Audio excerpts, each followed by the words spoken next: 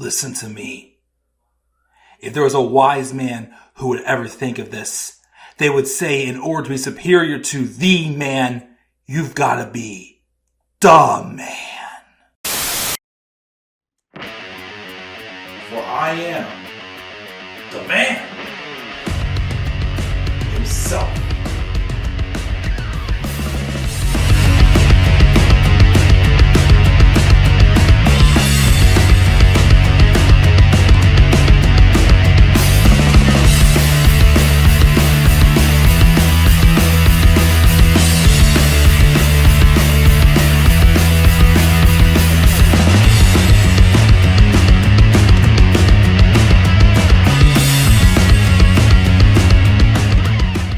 Who is next to want to feast your eyes? What is going on, guys? How y'all doing this late Friday evening into Saturday morning, I guess so? This is the Club of the Man 1993, and I am here for a little topic video to talk about some recent news in WWE, as there have been a couple stars that have departed the company after not getting their contracts renewed, and either it's WWE just coming to terms and wanting to move on, or just saying we've got nothing for you right now, so we are going to move on. And that, I guess, kind of was the case when it came to a surprise, because he was just drafted to Raw in the 2024 draft, well, of course, a supplemental pick. But yes, Dijak, formerly known, of course, as Dominik Dijakovic. Well, briefly, when he was an enhancement talent in NXT, Chris Dijak, his real name is Christopher Dijak. And, of course, how could we forget T-Bar from Retribution? Ugh.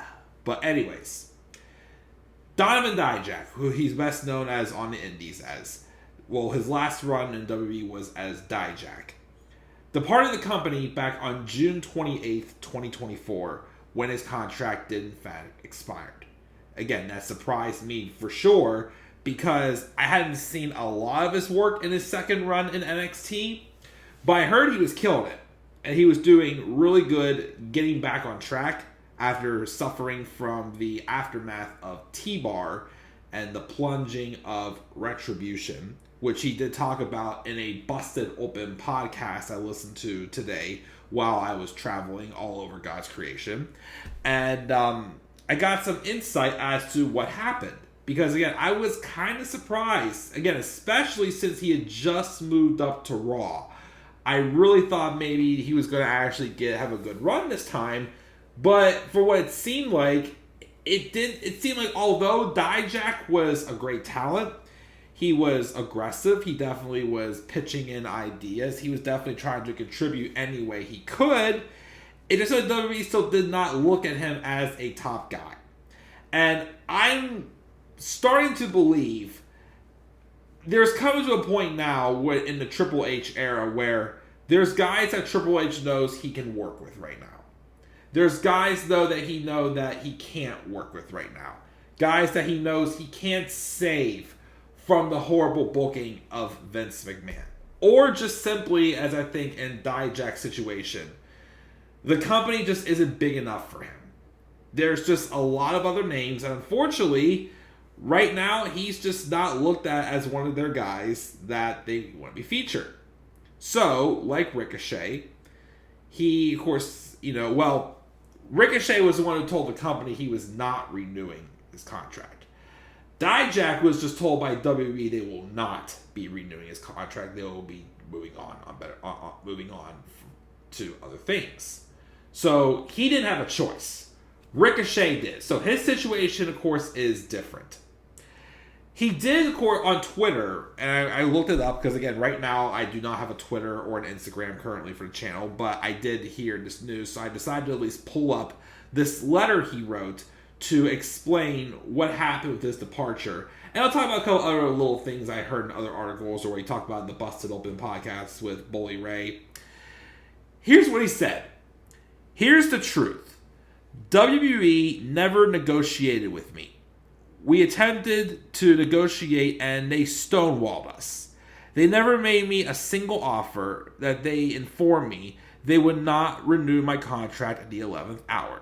2 months ago, I was in one of the best matches in NXT history, and a top match of WrestleMania weekend, which I believe he's talking about the triple threat he had for a North American title, which he had seemingly had a lot of feuds with, more so in his second run to North American title. I believe he feuded with Ilya Dragunov at one point for the NXT championship, and I think he claims before he got called up the second time, he apparently was supposed to have a feud with Trick Williams for the NXT championship as well. But anyways, his North American title match, though, WrestleMania weekend, at Stand and Deliver, was, I believe, against Obafemi and Josh Briggs, I think, from what I remember. He said, on that day, on the day of when he had that top match, WrestleMania weekend at Stand and Deliver, a top executive WWE told me I was crushing it. I was slated to feud for the NXT title, but instead he got called up to Raw. I consistently outperformed everyone's expectations, especially throughout 2023 and early 2024. I, of course, to add in, would definitely say go back to 2019 and 2020, were also, well, before he got called up for Retribution, 2019 was definitely his best, and beginning of 2020 as well. Because the beginning of 2020 at NXT TakeOver Portland was when he had that classic of a pay-per-view match for the North American title against Keith Lee. The person he fought that made me, of course, a fan of Dijak, back when he was Dominik Dijakovic. I consistently outperform everyone's expectations, especially from throughout 2023 and early 2024. I never complained about anything or was difficult to work with. I tirelessly pitched ideas to anyone who would listen.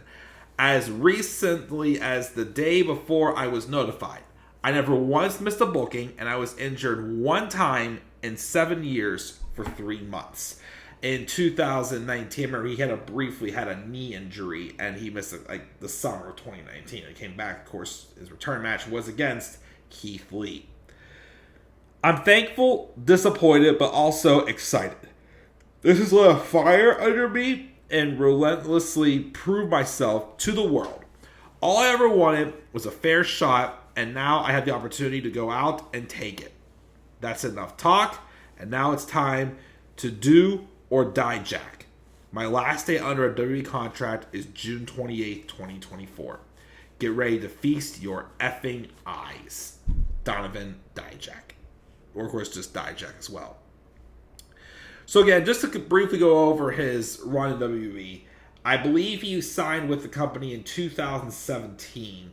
He was used in a couple extra matches. I remember he had a TV match on NXT against Ricochet as Chris Dijak.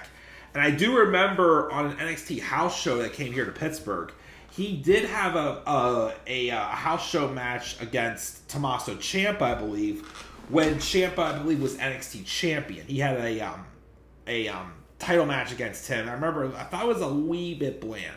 So when he was advertised as Dominik Dijakovic, I'm like, eh. And it took me a bit to become a fan of his. I finally did get behind him when he wrestled Keith Lee for the first time in NXT. I remember it was end of February, early March of 2019. Because I remember I saw the match. I remember I was on vacation at the time, visiting my sister when she lived in Texas at the time. And I remember I watched that match, and it was a pure Haas fight.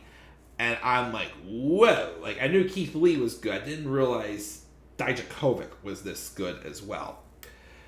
And honestly, like, as much as I don't want to, like, insult him by saying this, there were only certain opponents I felt that were able to bring out the best in Dijak. Definitely a lot more in his second run in NXT, like, especially with guys like Ilya Dragunov. I know he had several matches with Wes Lee. I know there was the one match he broke his finger, I think it was. It looked awful, of course. But there were a select few that I do feel was able to bring out the best in Dijak. He's a 6'7", he's like 260 pounds, but yet like Keith Lee, he wrestles like a high-flying style and just has a uniqueness to him. That spinning crescent kick he does, or cyclone kick, whatever he calls, is also freaking awesome. Moonsaults, Spanish Fly. I think it was the match when he returned from his injury against Keith Lee. That's definitely the best TV match. Their best match, no doubt about it, was definitely that match at TakeOver Portland. Oh man, was that... those two were destined to main event WrestleMania together. Keith Lee and Dijak, for sure. And again, he was definitely, gaining the popularity. He was very hot in 2019 and early 2020. And then there were rumors of him being called up. Then he got thrown into the Retribution stable, which he mentioned he kind of helped pitch that idea. I still think also, because apparently I've heard from some people say, I think from an episode of Ryback's podcast with him and Wade Barrett, they talked about how there was a chance of a Nexus reunion around the time they brought in Retribution, but they denied it. And of course, Ryback is still not on best terms with WWE as far as I know. So Retribution was kind of filling that void, I feel like. And Dijak actually was involved pitching the ideas as, okay, who should be involved with it, the whole idea behind it. Yes, have masks, but eventually unmasks to reveal who we are. Well, Vince kind of half listened to the idea because he would then do the thing, but then he gave them totally different names. T-Bar, Slapjack, Mace. Oh, God, it pains me to say it again. And it wasn't too long before SmackDown didn't want it on Fox anymore, and Vince just lost interest. So he just literally did not care. Now, he was also mentioning that something where he definitely felt lost in the shuffle, and he thought he was going to get released when he was just T-Bar post-Retribution. Well, I believe it was when Triple H first took over, and people were telling them, hey, I want this back, hey, I want this back. So he's like, okay, just stay patient, my turn will come.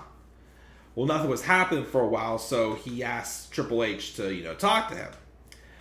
And then a few days later, he got a call from Bruce Pritchard saying that he was going to go back to NXT for 6 months and repackage. And he's like, cool with me. He liked the run he had as Dijak. Well, this is about 1.5 years ago. And I guess he's wondering now if that conversation was, do we release him as T-Bar, or do we let him, finish out the rest of his contract, put him in NXT, and see what we can get from him? Because there was also an article where he mentioned something where he knew he was screwed when he got redrafted to Raw, because he was a supplemental pick. He wasn't drafted during the show. He was a post-show pick. And of course, they're telling him to be excited when they were shooting a shot of him getting drafted, but deep down, he said he knew he was screwed.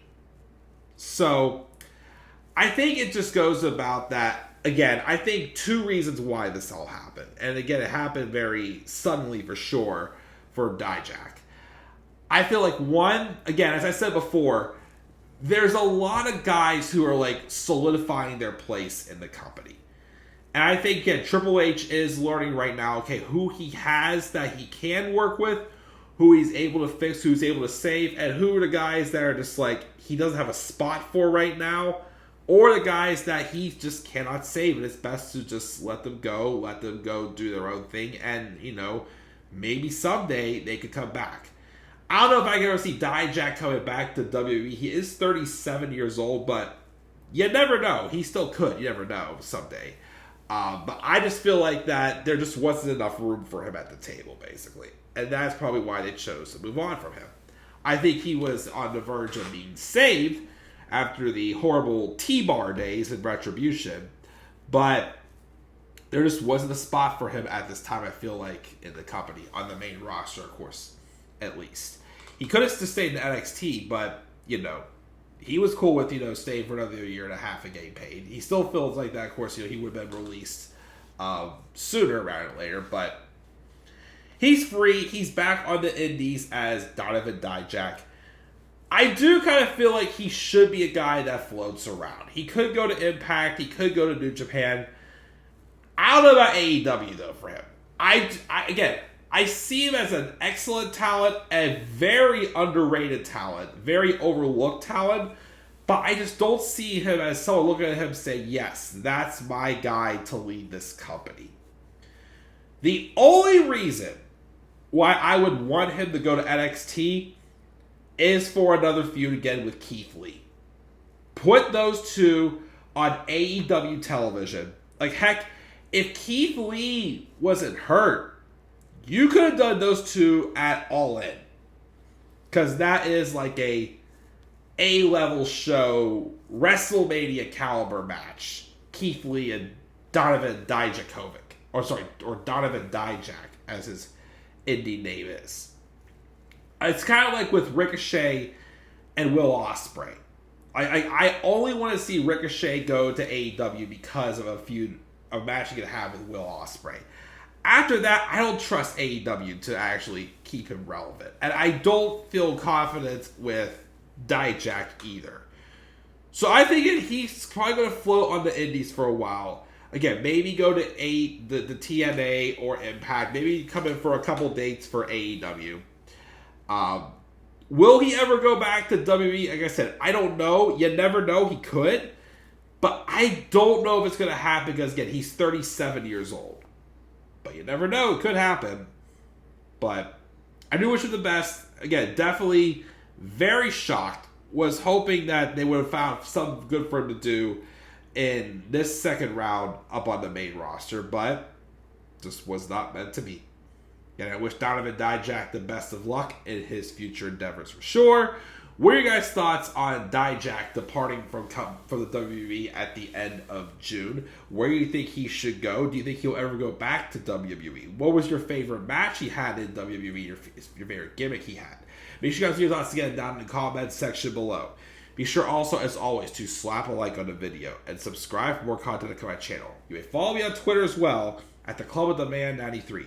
You may also follow me on TikTok. On TikTok. Only TikTok. Again, no Instagram or Twitter. Again, I will probably bring those back around SummerSlam.